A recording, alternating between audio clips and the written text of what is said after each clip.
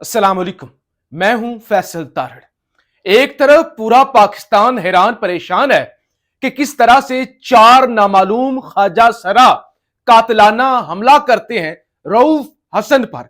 फिर दूसरी तरफ साइफर केस के अंदर आज जो कुछ हुआ, यानी स्टेट के प्रोसिक्यूटर ने तस्लीम कर लिया इमरान खान जो कहते थे बिल्कुल ठीक कहते थे कि अमेरिका ने यह कहा है कि अगर इमरान खान को घर ना भेजा गया तो आपके लिए नताइज अच्छे नहीं होंगे। फिर आज टैरियन वाइट वाला केस उठा के जस्टिस जहांगीरी ने उठा के रद्दी की टोकरी के अंदर फेंक दिया। यानी बड़ी बड़ी खबरें हैं ना।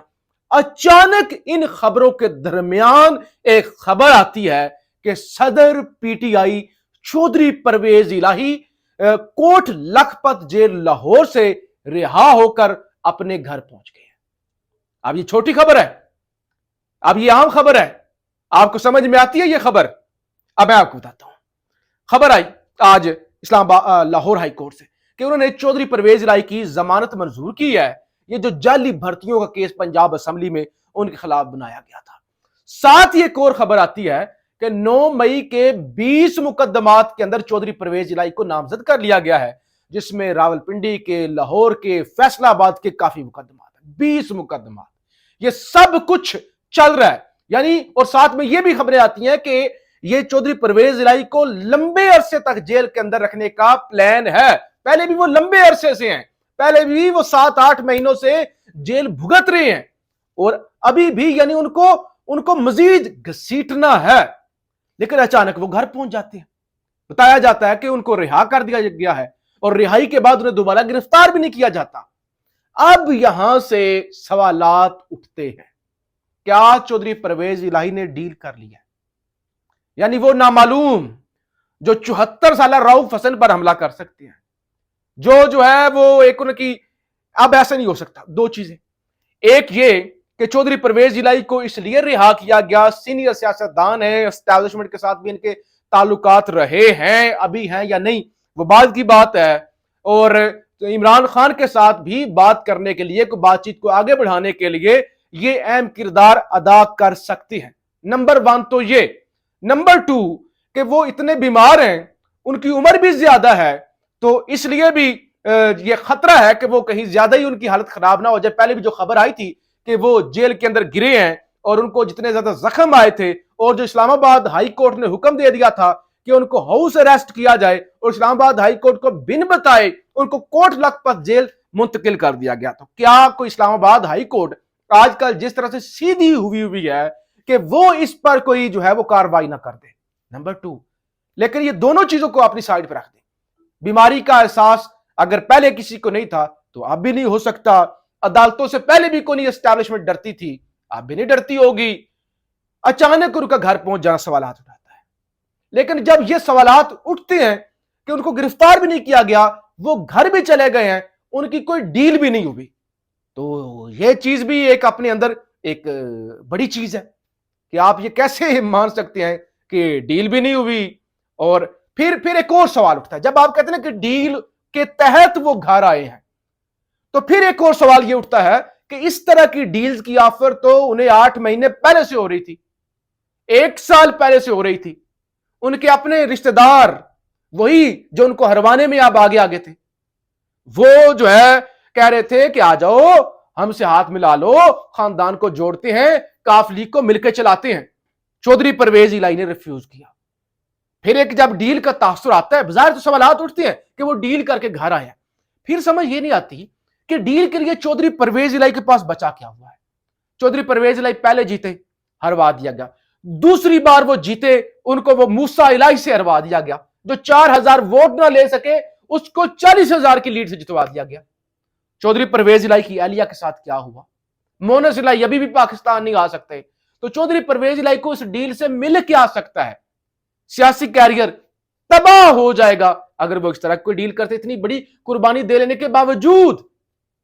तो लिहाजा दोनों तरफ आप जब सोचते हैं ना, डील के बगैर रिहा हो जाना, घर आ जाना पॉसिबल ही नहीं। एक मुकदमे में आप रिहा होते हैं, दूसरे में।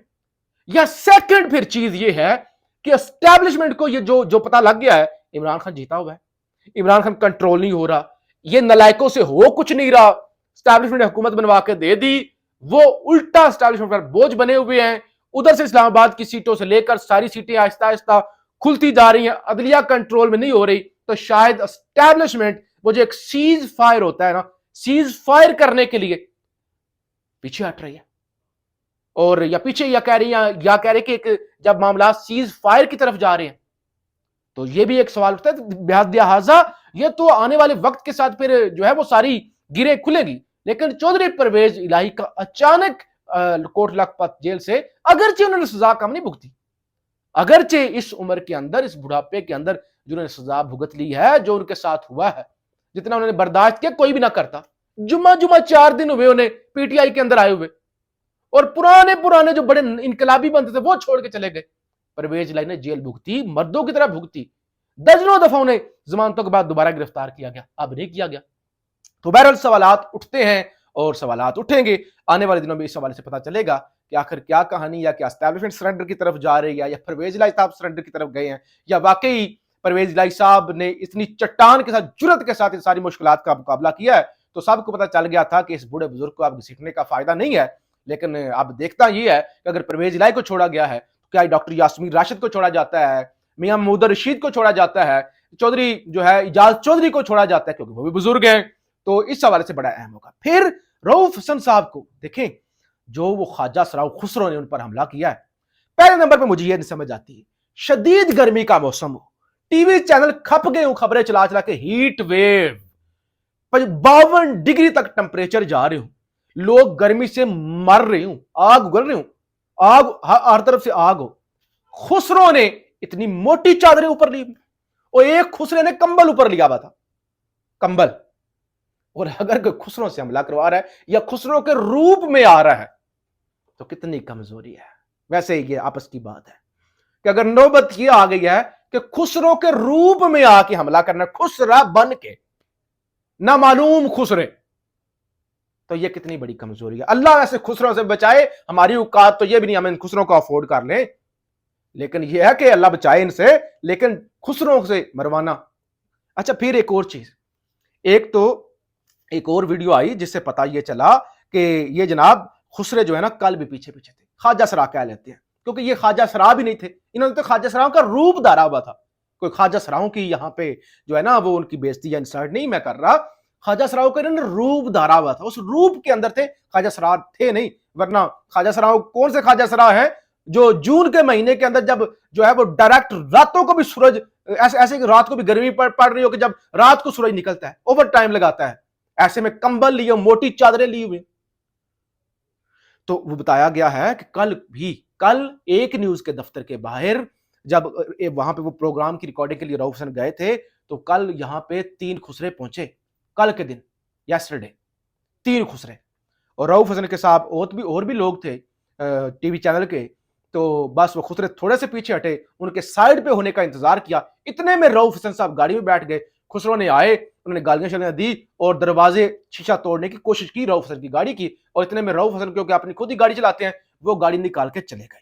और कल भी उन्होंने अपने दोस्तों से जिक्र किया था कि यार आज इस तरह से ख्वाजा सरा थे और वो उन्होंने ये हरकत करने की कोशिश की है। लेकिन अक्सर भी ये होता है कि मांगते हैं, आजकल मांगने वाले भी इतने जिद्दी और लिच्चड़ है, वो पीछे पड़ जाते हैं। लेकिन आज भी वही खुसरे, आज 3 या 4 थे और ट्रेंड थे। देखें कितनी ट्रेनिंग हुई होगी कि उन्होंने इस तरह यहां पे ब्लेड रखा और ऐसे कट लगाया, और उनका इरादा तो यहां तक, देखें यहां से लेकर यहां तक गहरा घाव है, 19 टांके लगे, 19 टांके रऊफ हसन साहब को। और आप जरा सोचें कि यहां पे लगा है, और अगर हो सकता है उनका इरादा इधर हो, क्योंकि ऐसे ऐसे लड़ाई हो रही थी, लड़ाई में नहीं पता चलता, और अगर ये इधर लग जाता, शाहराग के करीब लगा है इधर करके, और नीचे अगर लग जाता, तो फिर रऊफ हसन के बचने के चांस नहीं थे। तो ये तो अल्लाह ने नई जिंदगी दी है रऊफ हसन साहब को। 74 साल बुजुर्ग पर अगर आप हमला करवा रहे हैं तो कितने शर्म का मुकाम है। तो इसका मतलब यह कि इरादा कत्ल का ही था। ये ब्लेड हाथ में लेके आना, चादरें लेके आना, पहले भी एक दिन पीछा करना और आज हमला दोबारा कर देना, यह बजाय सादा वाकया नहीं है कि आप कहें कि बिल्कुल सादा वाकया है। ये ट्रेंड लोग, प्रोफेशनल लोग, रैकी करके आए हुए। तो ये अच्छा, फिर इसके अंदर जो है शुएब शहीन कहते हैं पीटीआई के इंफॉर्मेशन सेक्रेटरी रऊफ हसन पर नामालूम अफराद का हमला, नामालूम लोगों के खिलाफ प्रेस कॉन्फ्रेंस करनी थी आज, इसलिए नामालूम अफराद ने हमला कर दिया। तो आज उन्होंने इस हवाले से प्रेस कॉन्फ्रेंस भी करनी थी। शहबाज गिल कहते हैं रऊफ हसन पर हमला आवरों के बारे में पता चला है कि काफी ट्रेंड हमला आवर थे, इन हमला आवरों की ट्रेनिंग किस जगह हुई होगी। और इसी तरह सवाल तो उठ रहे हैं। मतीउल्लाह जान कहते हैं इंतहाई काबिल मुजम्मत इकदाम है ये इन ख्वाजा सराओं का और उनके पीछे छुपे उनके किसी गुरु का। तो आप देख रहे हैं, आप समझ चुके हैं, मुझे बताने की जरूरत नहीं है कि उनका इशारा किस तरह है, गुरु कौन है, या आप भी बता सकते हैं कि गुरु कौन है। तो बहरहाल ये सवाल उठ रहे हैं। सनात मलिक साहब सीनियर सहाफ़ी हैं, एस्टैब्लिशमेंट को एक पैगाम देते हैं और वो कहते हैं एस्टैब्लिशमेंट नहीं जीत सकती अदलिया से, एस्टैब्लिशमेंट को अपनी पॉलिसी पर गौर करना पड़ेगा। इन्होंने कहा कि अगर एस्टैब्लिशमेंट को लगता है ना कि जिसको डरा धमका के बंदे उठा के फैसलों पर अमल ना करके वो एस्टैब्लिशमेंट जीत जाएगी, तो एस्टैब्लिशमेंट इस तरह से जीत नहीं सकती। तो बहरहाल अभी तक जो फुटेज आई, जो कल की प्लानिंग है, जितनी ट्रेनिंग से वो ब्लेड चलाया गया है, जिस तरह से रैकी करके ये सारा कुछ किया गया है, इससे साफ तौर पे लगता है कि ये जो नामालूम खुसरे थे ये कहीं से भेजे गए थे। ये कोई ऐसा वाकया नहीं है, क्योंकि ये कल से भी ये सारा ड्रॉप सी तो तभी हो गया ना जब कल वाली ये एक न्यूज के ब्यूरो चीफ का मेरे सामने बयान है। वो कहते हैं जिन लोगों ने रऊफ हसन पर हमला किया यही लोग कल हमारे दफ्तर के बाहर 1 घंटा इंतजार करते रहे, लेकिन वहां सिक्योरिटी की वजह से कुछ नहीं कर सके। ब्यूरो चीफ एक न्यूज। दूसरी तरफ आज सेंटर फैसल वाडा ने सुप्रीम कोर्ट के जज जस्टिस अतरउल्लाह के खिलाफ तहरीक इस्तेकाक सेनेट सेक्रेटेरिएट के अंदर जमा करवा दिया। तो वो कहते हैं कि मैं अपने एक एक लफ्ज जेर जबर पेश पर कायम हूं और मैं अतरउल्लाह के खिलाफ आखिरी हद तक जाऊंगा। तो यानी वो अभी भी बाज नहीं आ रहे। अब उनके पीछे कौन सी ताकत है वो भी आपको अच्छी तरह से पता है, लेकिन ये चौधरी परवेज इलाही के हवाले से सवाल उठते रहेंगे। पाकिस्तान जिंदाबाद।